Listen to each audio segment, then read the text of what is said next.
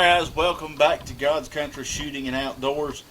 We have a big front coming in. It is going to be raining, sleeting, and possibly snow over the next 3 or so days. The wind is pretty consistently at about 10 miles an hour. Not the best day, but we're only shooting 100 yards. So introducing, this is the Remington 700 ADL.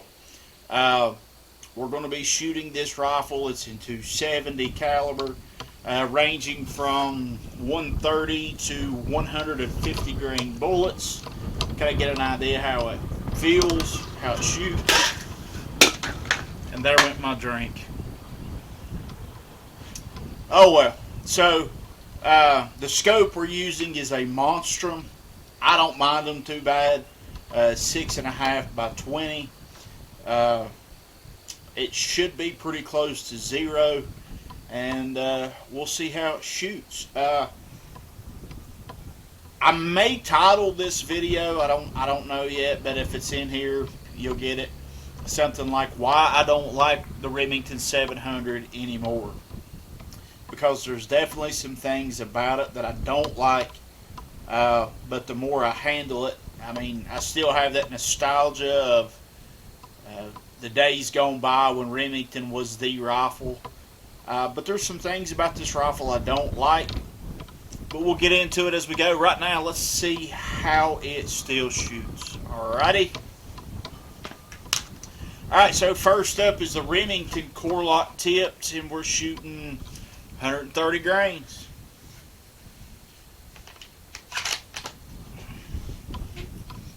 So throughout this video, I'm probably going to go ahead and give you some pointers as to things that I don't like. I apologize if the sound ain't very good. The wind is crazy. Hopefully I can clean up the background noise, this, that, and the other. So one of the first things about this gun that I noticed when I was just kind of getting it on paper and getting used to it, I'm still, something don't feel right about the trigger. I just ain't got my finger put on it yet. Pun intended. To figure out what it is. Maybe it's because the last time I was here I shot like 3 different guns at the same time, but the trigger to me just feels a little weird. I'll try to put a little bit more emphasis on that. The ADL does not have an adjustable trigger. In this price range of rifles, about every one of these guns should have or do have an adjustable trigger. So that's one of the first things about this gun to me that was disappointing. Alrighty, so let's go up to around 18. Let's see what that looks like. Gotta go up.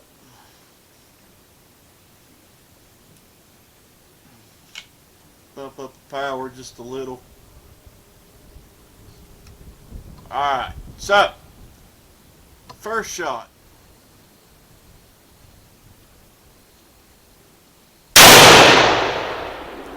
Squeeze felt pretty good.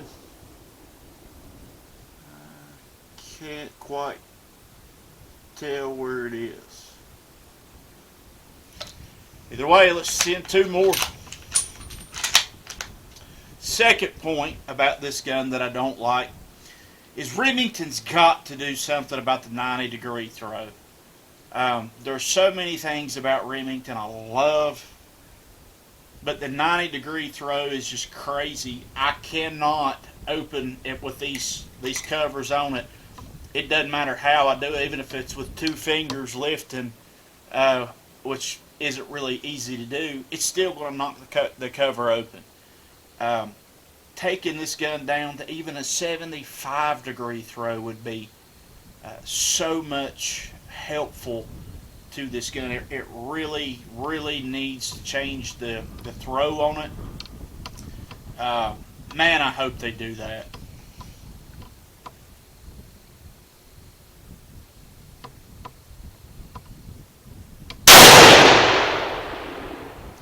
Well, I can't tell for sure,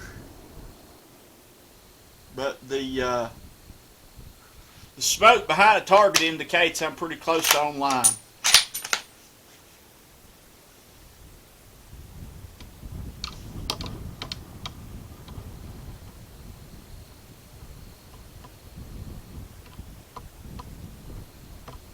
Oh, take a breath. How about jerk that trigger?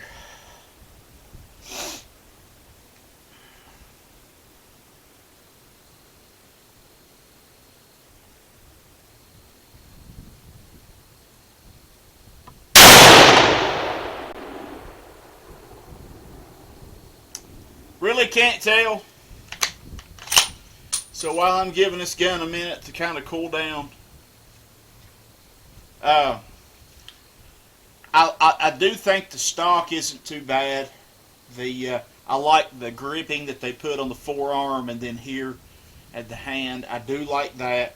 The stock feels pretty good. The the the butt plate's spongy. It does a good job. It'll probably setting in a gun cabinet straight up or something. It'll probably warp it a little bit, mash it a little bit flat.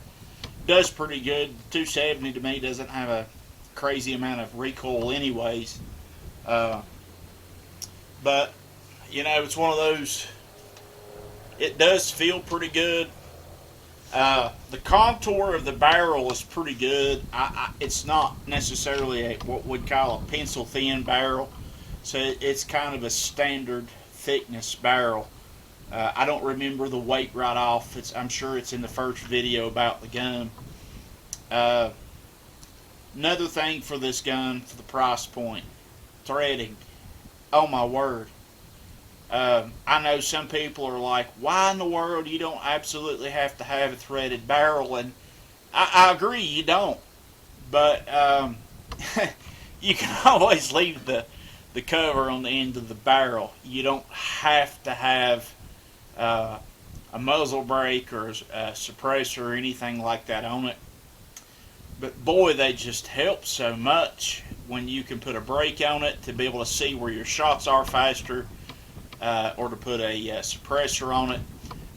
At this price point, again, I don't understand why in the world they don't go ahead and thread the barrels. Man, I wish they'd do that. Alright, let me pause this for a minute. We'll get reloaded. Let this cool for just a minute and we'll get back at it, okay?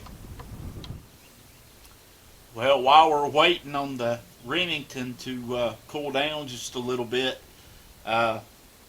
pulled this out of the cabinet. I may end up reloading this gun considering the caliber and how expensive it is to shoot anymore. But I don't even know if this scope works anymore.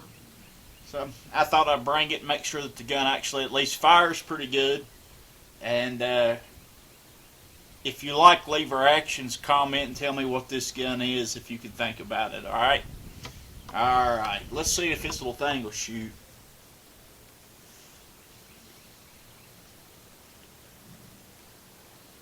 The scope is old and it does not have a whole lot of eye relief, but this gun doesn't shoot too bad as far as recoil, so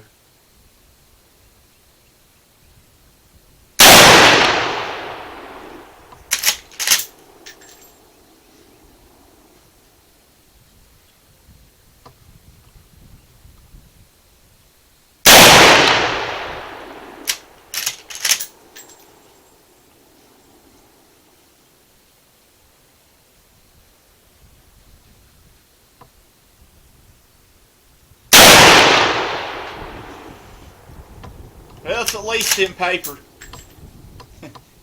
Something about the smell of a lever action fire, and I love it. Alright, so back to the Winchester 270. Let's go bottom left. These are the 130 grain CX from Hornady. The more I test these copper bullets, the more I like them. A lot of people say you shouldn't mix the copper and the regular bonded or soft point bullets at the same time as far as shooting them. It's not very good on the barrel. I mean, so far I haven't had any problems. But they say if you're going to shoot copper, to clean the barrel good and then shoot just copper. Something about the different molecular structure in the bonded bullets or the jacket bullets versus the copper. I don't know, I guess the more I shoot them, more I'll find out about them. Another point on this gun. So I said that I really like the stock, and I do. The stock is really rigid in comparison to a lot of them today as far as this kind of stock. The forearm on this gun does not have a lot of give or play in it, but I do wish that they'd floated the barrel between the barrel and the stock. I wish they'd have floated that just a little bit more. For me, it is really close, but they say if you can slip a card or a dollar bill down through there without touching, it's fine. That's how we always done it in the past, and I haven't tested that yet. But as rigid as this stock is, I would like to see just a little bit more room between the stock and the barrel my own self. Remington, still Remington, they still use a two-position safety. It's either fire or safe. I don't mind that just because I'm used to it. But a lot of people now practice either leaving a round out of the chamber until time to shoot, or leaving it in the safe position or the middle position if it's a three-position safety. I can see how there's benefit to it. For me, though, I'm so used to a two-position safety that I kind of like the two-position safety. That's just me. Let's see. I'll think of something else probably, but for now, the CX, 130 grain CX. Let's do bottom left. Try not to shoot my camera.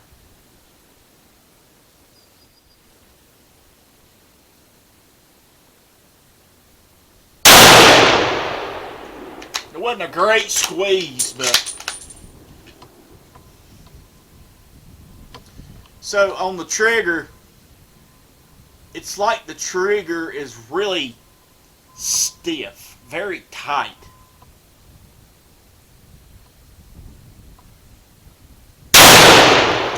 It's not, I'm not saying that the poundage is horrible. It's not a great poundage as far as the trigger poundage. I haven't measured it. It's a little heavy, but it just feels like it breaks hard. It doesn't have a very crisp break at all, which probably could be mitigated by going ahead and putting in an adjustable trigger. I know on some of their newer guns they're using like the Timneys, and I'm not saying you have to put a Timney trigger in there. That's not what I'm saying. I'm saying that, yeah, that was a horrible shot. But I am saying you could mitigate that a little bit. The trigger for this price point gun could be a little better.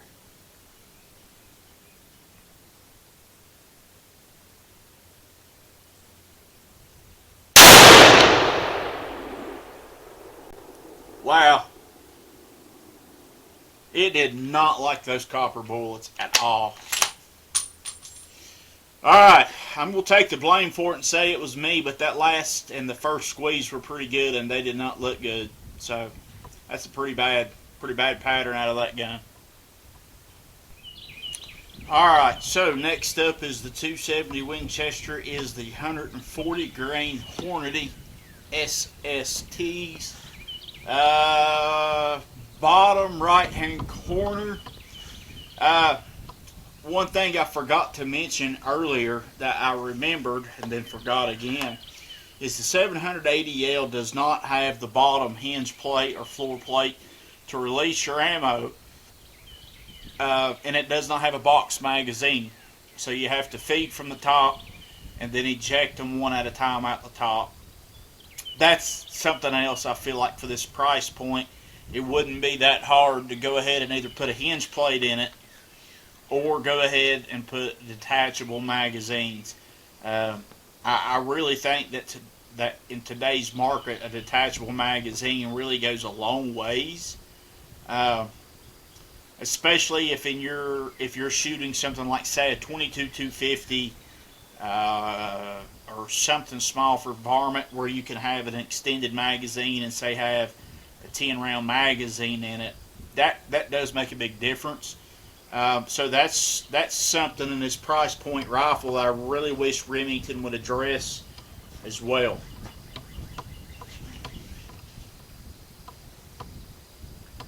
Alright, so try to squeeze off real easy and good here. Bottom right hand corner.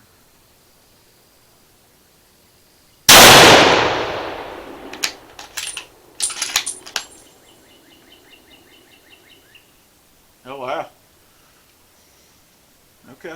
Well, see if we can do that again.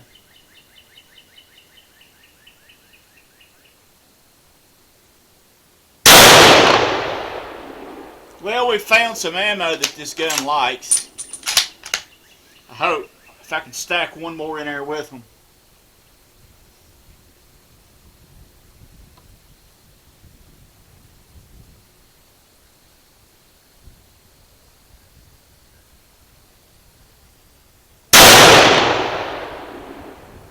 Oh, wow. That is a good group. I'm telling you, that's a good group. So apparently, the 140 grain SSTs is really what this gun seems to like so far. Yeah, I'm pretty glad for that. That's pretty awesome group right there. That's definitely sub MOA. I don't know what it is, but it's definitely sub MOA. All right, let's let this gun cool down again. All right, last but not least is the Remington Core Lock 270 Winchester 150 grain. All right, so I'm going to go ahead and admit, I got overexcited, and I guess I pulled that last shot just a little bit. I walked up there, and the third shot kicked up just a little bit. I'm going to take the blame for that one and say it was my fault. But I do have another target from the first time I come out to the range to kind of get used to the gun. And I might go ahead and just kind of compare the data on the other ones and see how the average continues to work out. But right now, that's definitely the best group, and it's pretty close to MOA. Pretty doggone close to MOA. Alright, let's go, I think, what do I got left? Top right-handed. Top right-handed.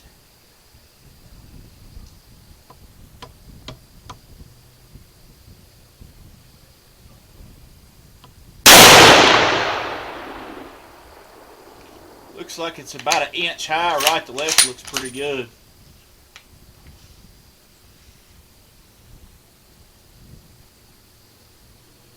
We'll try not to get too excited this time if it shoots good.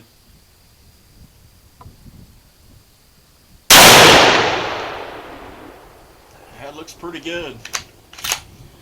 Hold it together. I really want this gun to do good. I'm just going to be honest with you. I really do.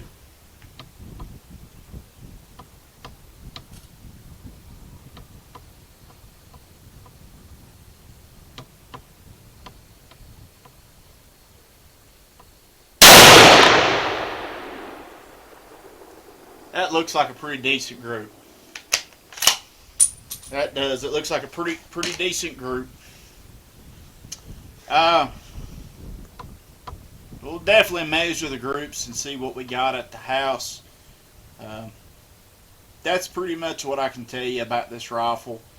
Some might complain and say it's because of the rings or the base or whatever, because it's not a $300 scope. Guys, I can't afford it. I really wish I could afford some good scopes.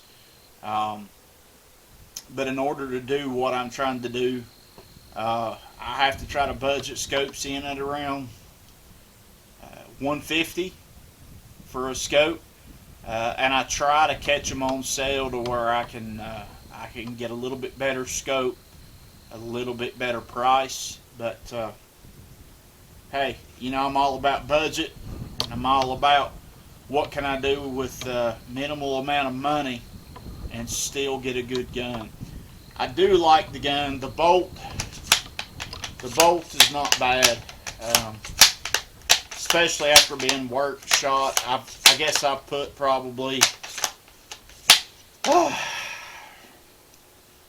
40 rounds through this gun so far. So I mean, it functions pretty good. It feeds good. Um, it does everything that the 700 should do. But there again, I really would like to see Remington step up a few things. I think they've got a great platform. It's definitely tried, true. It's definitely capable. But I do think there's some things that they need to upgrade in order to get this gun back where I hope that it will be again on the market. And that's I'd love to see Remington back on top again. I mean, I really would. Maybe one day I get to shoot one of the Alphas. Maybe I get to shoot one of the CDLs. I'd love to. But, you know, most of us guys are budget hunters. And I got to have a really good deal on a gun in order for me to go above this kind of budget. But God's good, and I feel like He can do that for us. Again, till next time, I love you guys. I appreciate you guys. You're pushing me closer and closer to 300. That's a huge number for me. I really do appreciate you guys, and I hope that you get something out of these videos. And I hope that you get out and hunt and shoot. Love God more, all right?